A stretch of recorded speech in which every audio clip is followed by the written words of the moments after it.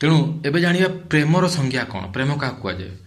ଯଦି ଗୋଟିଏ ଜିନିଷ ଭିତରେ ତିନିଟା ଜିନିଷ ଥିବ, ଗୋଟିଏ ଜିନିଷରେ ତିନିଟା ଜିନିଷ ଥିବ, ତାକୁ ଆମେ ପ୍ରେମ କହିପାରିବା। ପ୍ରେମ, ଭଲ ପାଇବା କାହାକୁ କହନ୍ତି, ଏହାର ସଂଜ୍ଞା କ'ଣ, କ'ଣ ଦୁଇଟା ଜୀବ ଭିତରେ ଭଲ ପାଇବା ପ୍ରେମ ହେଇପାରିବ, ସେଥିରେ କଥା ହେବା। ପୁରା ଖୋଲିକି ରଖିଦେବି ଆଜ୍ଞା। ବେଦ ଶାସ୍ତ୍ର ପୁରାଣ, 4 ବେଦ, 18 ପୁରାଣ, 108 ଉପନିଷଦ, ଆଉ ସେଇ ଉପନିଷଦ ଭିତରେ ଶ୍ରୀମଦ୍ ଭଗବତ ଗୀତା ବି ଆସୁଛି। ତେଣୁକରି ଗୀତାକୁ କୁହାଯାଏ ଗୀତୋପନିଷଦ। ସବୁ ଖୋଲିକି କହିଦେବି, ଗୁରୁ କୃପା ଯୋଗୁଁ। 4 ବେଦ, 18 ପୁରାଣ, 108 ଉପନିଷଦର ଇଏ ହେଉଛି ନିଚୋଡ଼, ଇଏ ହେଉଛି ସାର। ମୁଁ ଗୋଟିଏ ଲାଇନରେ କହୁଛି, କୌଣସି ଭୌତିକ ଜୀବ ଭିତରେ, 2 ଜଣ ଭୌତିକ ଜୀବ ଭିତରେ କିମ୍ବା 2ରୁ ଅଧିକା ଭୌତିକ ଜୀବ ଭିତରେ ଭଲ ପାଇବା ମାନେ ପ୍ରେମ ସମ୍ପର୍କ ହେଇପାରିବ ନାହିଁ। ଏ କଥାଟିକୁ ଆଜିଠୁ ମୂଳଦୁଆ ପକାନ୍ତୁ। ଯଦି ଆପଣ ନ ପକାଇ ପାରିବେ ତାହେଲେ ଦୁଃଖ ପାଇବେ। କାହିଁକି ଆପଣ କହୁଥିବେ କାମନା ମାନେ ତ ନାଇଁ, କାମନା ମାନେ ଆଜ୍ଞା ଗୋଟେ ପୁରୁଷ ଶରୀର ଗୋଟେ ନାରୀ ଶରୀର ଭିତରେ ଆସକ୍ତି, ସିଏ ନୁହଁ। କାମ ବାସନା କେବଳ ସେଇଆ ନୁହଁ। କାମନା ମାନେ ହେଉଛି ଆପଣ। ଜୟ ଶ୍ରୀକୃଷ୍ଣ, ଜୟ ମହାପ୍ରଭୁ ଶ୍ରୀ ଜଗନ୍ନାଥ, ସ୍ୱାମୀ ଭକ୍ତଗଣ ସାଙ୍ଗମାନେ, ମାତାଜୀ, ପ୍ରଭୁଜୀ, ମହାପ୍ରଭୁ ଶ୍ରୀ ଜଗନ୍ନାଥ, ଭଗବାନ ଶ୍ରୀକୃଷ୍ଣ, ବଡ଼ ଠାକୁର, ବଳିଆର ଭୁଜ, ମହାମାୟା ମା ସୁଭଦ୍ରା, ସୁଦର୍ଶନ ମହାରାଜଙ୍କର ଦିବ୍ୟ ଦେବସ୍ନାନ ପୂର୍ଣ୍ଣିମା କାଲି ଅନୁଷ୍ଠିତ ହୋଇଯାଇଛି। ମୁଁ ସେଠି ଥିଲି। କେଡ଼େ ସୁନ୍ଦର ମହାପ୍ରଭୁଙ୍କର ଦିବ୍ୟ, ପୁରା ରାତି 12ଟା 1 ପର୍ଯ୍ୟନ୍ତ ଥିଲି ସେଠି। ଆପଣମାନେ ବି ଆସିଥିବେ। ୟା ପରେ ଭିଡ଼ ଲାଗିବ, ଭିଡ଼ ଲାଗିଯାଇଛି, ଭିଡ଼ ଲାଗିଯାଇଛି ମହାପ୍ରଭୁ ଶ୍ରୀ ଅଲାରନାଥଙ୍କ ପାଖରେ। ସେଠି କ୍ଷୀରି ଖିଆ ହେବ। ଆପଣମାନେ ସମସ୍ତେ ଆସନ୍ତୁ। ମୁଁ ବି ଡେଲି ଯାଉଛି। ଏ ପୁରୀରୁ ଯାଉଛି ପୁରା 25 କିଲୋମିଟର। ଆପଣମାନେ ସମସ୍ତେ ଆସନ୍ତୁ, ଦର୍ଶନ କରିବା, ବଢ଼ିଆ ଲାଗିବ। ଏବେ କଥାବସ୍ତୁ ଉପରକୁ ଯିବା। ମହାପ୍ରଭୁ ଶ୍ରୀ ଜଗନ୍ନାଥ ଜଗତଗୁରୁଙ୍କର ଆଶୀର୍ବାଦକୁ ନେଇ କଥାବସ୍ତୁ ଆରମ୍ଭ କରୁଛି ଆଜ୍ଞା। ପ୍ରେମ, ଭଲ ପାଇବା କାହାକୁ କହନ୍ତି, ଏହାର ସଂଜ୍ଞା କ'ଣ, କ'ଣ ଦୁଇଟା ଜୀବ ଭିତରେ ଭଲ ପାଇବା ପ୍ରେମ ହେଇପାରିବ। ଆକ୍ଚୁଆଲି ଏ ଭଲ ପାଇବାଟା ଆସିଲା କେଉଁଠୁ, କେମିତି ହୁଏ, କାହାକୁ ଆମେ ଭଲ ପାଇବା କହିବା, ଆଜି ସବୁ ଜିନିଷ ଜାଣିବା ଆମେ। କେଉଁଟା ଭଲ ପାଇବା ଆଉ କେଉଁଟା ହେଉଛି କାମନା ମାନେ ଲଷ୍ଟ, ଆଜି ତା ବିଷୟରେ କଥା ହେବା। ପୁରା ଖୋଲିକି ରଖିଦେବି ଆଜ୍ଞା। ବେଦ ଶାସ୍ତ୍ର ପୁରାଣ, 4 ବେଦ, 18 ପୁରାଣ, 108 ଉପନିଷଦ, ଆଉ ସେଇ ଉପନିଷଦ ଭିତରେ ଶ୍ରୀମଦ୍ ଭଗବତ ଗୀତା ବି ଆସୁଛି। ତେଣୁକରି ଗୀତାକୁ କୁହାଯାଏ ଗୀତୋପନିଷଦ। ସବୁ ଖୋଲିକି କହିଦେବି, ଗୁରୁ କୃପା ଯୋଗୁଁ। ଗୁରୁଙ୍କ କୃପାରୁ ଆରମ୍ଭ କରୁଛି ଆଜ୍ଞା। ପ୍ରେମ, ପ୍ରେମ ଆଉ କାମନା ଏ ଦୁଇଟା ଆଜ୍ଞା ଅଲଗା ଜିନିଷ। ଯଦି ଆପଣ କହୁଛନ୍ତି ଯେ ମୁଁ ଏଇ ଖାଇବାଟାକୁ ଭଲ ପାଉଛି, କିମ୍ବା ଏଇ ଜିନିଷଟିକୁ ଭଲ ପାଉଛି, କିମ୍ବା ମୁଁ ମୋ ମାଆକୁ ଭଲ ପାଉଛି, କିମ୍ବା ମୁଁ ମୋ ସ୍ତ୍ରୀକୁ ଭଲ ପାଉଛି, କିମ୍ବା ମୁଁ ମୋ ପିତାଙ୍କୁ ଭଲ ପାଉଛି, କି ମୁଁ ଏଇ ଜିନିଷଟିକୁ ପର୍ଟିକୁଲାର, ସପୋଜ୍ ଏଇଠି ବଲ୍ଟେ ପଡ଼ିଛି, କ୍ରିକେଟ୍ ବଲ୍ଟେ, ମୁଁ ଭଲ ପାଉଛି, ତାହେଲେ ଆଜ୍ଞା ଆପଣ ଭୁଲ। ସେ ଭଲ ପାଇବା ଶବ୍ଦଟି ହଟେଇ ଦିଅନ୍ତୁ। ସିଏ କେବଳ ଲଷ୍ଟ, କାମନା। ଆପଣ କହୁଥିବେ କାମନା ମାନେ ତ ନାଇଁ, କାମନା ମାନେ ଆଜ୍ଞା ଗୋଟେ ପୁରୁଷ ଶରୀର ଗୋଟେ ନାରୀ ଶରୀର ଭିତରେ ଆସକ୍ତି, ସିଏ ନୁହଁ। କାମ ବାସନା କେବଳ ସେଇଆ ନୁହଁ। କାମନା ମାନେ ହେଉଛି ଆପଣ ଯେଉଁ ଜିନିଷକୁ ଚାହୁଁଛନ୍ତି, ଆସକ୍ତି କରୁଛନ୍ତି ଭୌତିକ ଜଗତରେ, ତାକୁ ହିଁ କାମନା କୁହାଯିବ। ସିଏ ହିଁ ଲଷ୍ଟ। ସେ କେବେ ପ୍ରେମ ହେଇପାରିବ ନାହିଁ। ମନେ ରଖନ୍ତୁ ଆଜ୍ଞା, 4 ବେଦ, 18 ପୁରାଣ, 108 ଉପନିଷଦର ଇଏ ହେଉଛି ନିଚୋଡ଼, ଇଏ ହେଉଛି ସାର। ମୁଁ ଗୋଟିଏ ଲାଇନରେ କହୁଛି, କୌଣସି ଭୌତିକ ଜୀବ ଭିତରେ, 2 ଜଣ ଭୌତିକ ଜୀବ ଭିତରେ କିମ୍ବା 2ରୁ ଅଧିକା ଭୌତିକ ଜୀବ ଭିତରେ ଭଲ ପାଇବା ମାନେ ପ୍ରେମ ସମ୍ପର୍କ ହେଇପାରିବ ନାହିଁ। ଏ କଥାଟିକୁ ଆଜିଠୁ ମୂଳଦୁଆ ପକାନ୍ତୁ। ଯଦି ଆପଣ ନ ପକାଇ ପାରିବେ ତାହେଲେ ଦୁଃଖ ପାଇବେ। କାହିଁକିନା ଆପଣଙ୍କର ବେସ୍ ହିଁ ଭୁଲ। ଆପଣ ଭୁଲ ବେସ୍ରେ ଚାଲିଛନ୍ତି। ଆପଣଙ୍କର ମୂଳଦୁଆ ଭୁଲ, ଯେଉଁଟା କୁହନ୍ତି ସ୍ଥାୟୀ ଜିନିଷଟା, ଧ୍ରୁବକ, ସିଏ ହିଁ ଭୁଲ ଅଛି। ମନେ ରଖନ୍ତୁ, 2 ଜଣ ଜୀବ ଭିତରେ, ଭୌତିକ ଜୀବ ଭିତରେ କେବେ ଭଲ ପାଇବାର ସମ୍ପର୍କ ଗଢ଼ି ଉଠି ପାରିବ ନାହିଁ। ଯଦି ସେ ଆପଣ ତାକୁ କହୁଛନ୍ତି ଭଲ ପାଇବା, ସେ ଭଲ ପାଇବା ନୁହେଁ, ସେ କେବଳ କାମନା।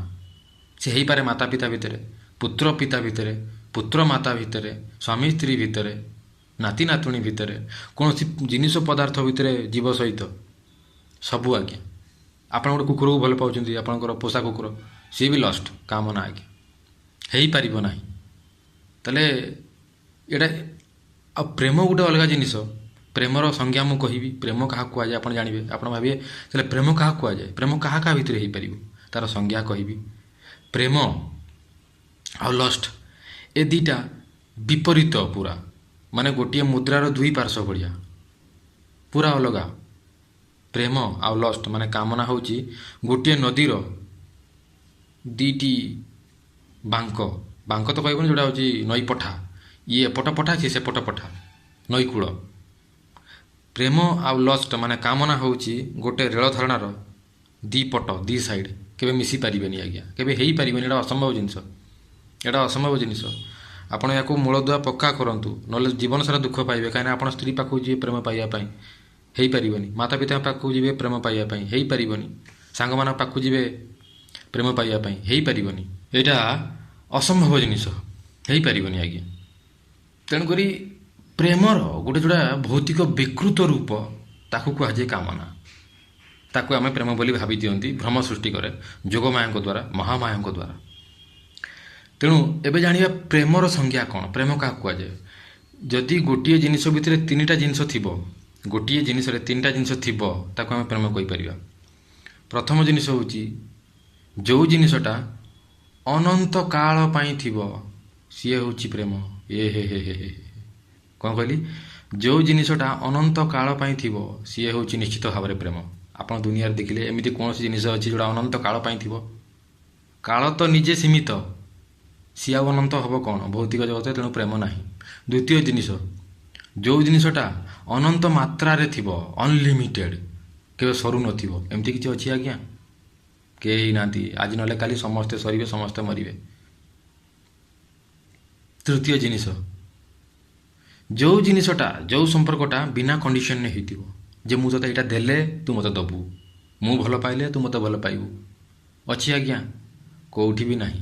ହେଇପାରେ କିଛି ହଦ୍ ପର୍ଯ୍ୟନ୍ତ, କିଛି ସୀମା ପର୍ଯ୍ୟନ୍ତ ମାତା ପିତାଙ୍କ ସହିତ ସନ୍ତାନର ହେଇପାରେ ବିନା କଣ୍ଡିସନ୍, ଯେଉଁଟା ଅନକଣ୍ଡିସନାଲ୍ ଲଭ୍ ଯେଉଁଟା କହନ୍ତି। କିଛି କଣ୍ଡିସନ୍ ରହିବନି, ଯେ ମୁଁ ତୋତେ ଯେମିତି ମାତା ପିତା କରନ୍ତି, ମାତା ପିତା ନିଜର ନିଃସ୍ୱାର୍ଥ ଭାବରେ କରିଚାଲନ୍ତି, କିନ୍ତୁ ଗୋଟେ ଲିମିଟ୍ ପର୍ଯ୍ୟନ୍ତ ଆଜ୍ଞା। ତାର ବି ଲିମିଟ୍ ଅଛି ମାତା ପିତାଙ୍କର। ଦେଖନ୍ତୁ, ମାତା ପିତା ଗୋଟେ ଛୋଟ ଛୁଆକୁ ଦେଖୁଛନ୍ତି, ଖୁସି ଲାଗୁଛି, ତେଣୁକରି ତାକୁ ସେ ଭଲ ପାଉଛନ୍ତି। ଯେଉଁଦିନ ସେ ଛୁଆଟି ବଡ଼ ହେଇଯିବ, ମାତା ପିତାଙ୍କୁ ବାଡ଼େଇବା ଆରମ୍ଭ କରିବ, ଖାଇବା ପିଇବା ପାଇଁ ଦେବ ନାହିଁ, ସାହି ପଡ଼ିଶାରେ ତାଙ୍କୁ ହଇରାଣ ହରକତ କରିବ, ସେଦିନ ମାତା ପିତା ବି ତାକୁ ଛାଡ଼ିକି ପଳେଇବେ ଆଜ୍ଞା। କାହିଁ କହିଲେ? ତାଙ୍କୁ କଷ୍ଟ ଲାଗୁଛି, ଏଠି ଲଭ୍ ଖତମ ହେଇଗଲା ଆଜ୍ଞା, ଏଠି ଭଲ ପାଇବା ଖତମ ହେଇଗଲା, ଏଠି ପ୍ରେମ ଖତମ ହେଇଗଲା, ସରିଗଲା। ତେଣୁକରି ଏଠି ବି ଲଷ୍ଟ ଥିଲା, ଭଲ ପାଇବା ଥିଲା, କିନ୍ତୁ ଗୋଟେ ଲିମିଟ୍ ପର୍ଯ୍ୟନ୍ତ।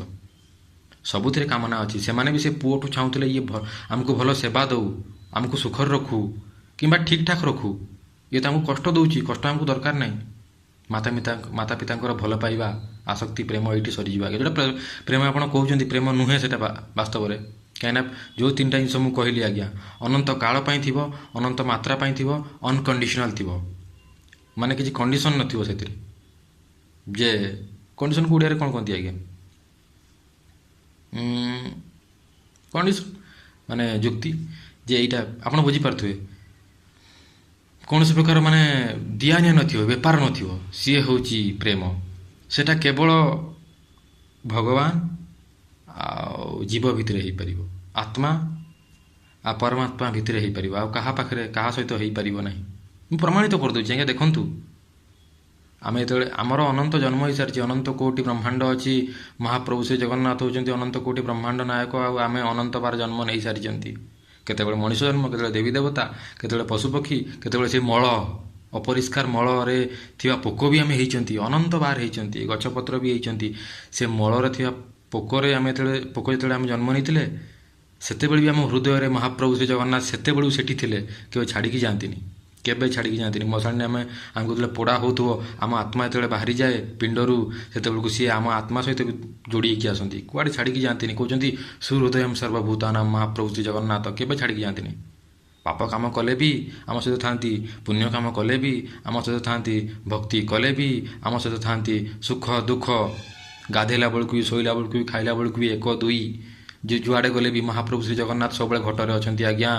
ଏ ହୃଦୟରେ ଦୁଇଟା ପକ୍ଷୀ ଅଛନ୍ତି, ଆତ୍ମା ଆଉ ପରମାତ୍ମା। ଭଗବାନ ସବୁବେଳେ ଦେଖୁଛନ୍ତି ଆମକୁ, ଆମେ ତାଙ୍କୁ ସିନା ଦେଖିପାରୁନାହାନ୍ତି, ସେ ସବୁବେଳେ ମହାପ୍ରଭୁ କହୁଛନ୍ତି ଗୀତାରେ, ଭାଗବତକୁ ଚାଲନ୍ତୁ, ସେଠି ଦେଖିବେ ଭଗବାନ କିଏ ଜାଣିପାରିବେ।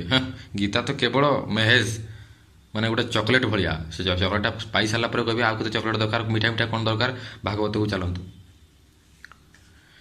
ଭାଗବତ ସବୁକିଛି ଆଜ୍ଞା, ଭାଗବତ ସବୁକିଛି। ଭାଗବତରେ ମହାପ୍ରଭୁ କହୁଛନ୍ତି ଯେ ତୁ ସିନା ମୋତେ ଭୁଲିଗଲୁ, ମୁଁ ତୋତେ ଭୁଲି ପାରିବିନି, ସବୁବେଳେ ତ ପଛେ ପଛେ ଅଛି ରେ। ପଛେ ପଛେ କ'ଣ, ତ ସାଙ୍ଗରେ ସାଙ୍ଗରେ ଅଛି, ଛାଡ଼ିବିନି ତୋତେ, ସବୁବେଳେ ତ ସାଙ୍ଗରେ ଅଛି, ତୁ ଟେନସନ୍ ନେ ନା। ଇଏ ହେଉଛି ଭଲ ପାଇବା, ଅନକଣ୍ଡିସନାଲ। ସେ କିଛି କଣ୍ଡିସନ୍ ହେଉନାହାନ୍ତି। ଆମେ ବି ଦେଖୁନାହାନ୍ତି ମନ୍ଦିର ଗଲାବେଳକୁ ମହାପ୍ରଭୁଙ୍କ ପାଖକୁ କାଲି କେତେ ଲୋକ ଆସିଥିଲେ ସ୍ନାନ ପୂର୍ଣ୍ଣିମାରେ, କଣ୍ଡିସନ୍ ନେଇକି, ମହାପ୍ରଭୁ ମୋତେ ମୁକ୍ତି ଦେଇଦିଅ, ମୋତେ ଇଏ କରିଦିଅ, ମୋତେ ଏଇଆ, ମୋ ମାତା ପିତାଙ୍କ ଦେହ ଭଲ କରିଦିଅ, ମୋ ଛୁଆ ଦେହ ଭଲ କରିଦିଅ, ମୋ ଚାକିରି ଦେଇଦିଅ। ଏଇ ପୁଣି ଭୌତିକ ଜିନିଷ ଆଜ୍ଞା। ଇଏ କି ଭଲ ପାଇବା? ଇଏ ଭଲ ପାଇବା ନୁହେଁ, ଇଏ ପୁଣି ଲଷ୍ଟ, କାମନା ଆସିଗଲା। କିନ୍ତୁ ମହାପ୍ରଭୁ କହୁଛନ୍ତି ମୁଁ ଭଲ ପାଉଛି, ତୁ ମୋତେ ଗାଧୋଇବା ପାଇଁ ଦେଖିବା ପାଇଁ ଚାହୁଁଥିଲୁ, ଦେଖିପାରୁନଥିଲୁ, ମୁଁ ବାହାରକୁ ଆସୁଛି, ଗାଧୋଇବି, ଜ୍ୱର ହେଇଯିବ, କି ଟେନସନ୍ ନାହିଁ। ପୁଣି 15 ଦିନ ପରେ ବାହାରି ମୋତେ ଘୋଷାଡ଼ି ଘୋଷାଡ଼ି ଲୋକ ଆଣିବେ, ମୋତେ ସେବକ ଘୋଷାଡ଼ି ଘୋଷାଡ଼ି ଆଣିବେ କେବଳ ତୋରି ପାଇଁ। ମୁଁ ଆସିବି, ଟେନସନ୍ ନେ ନା।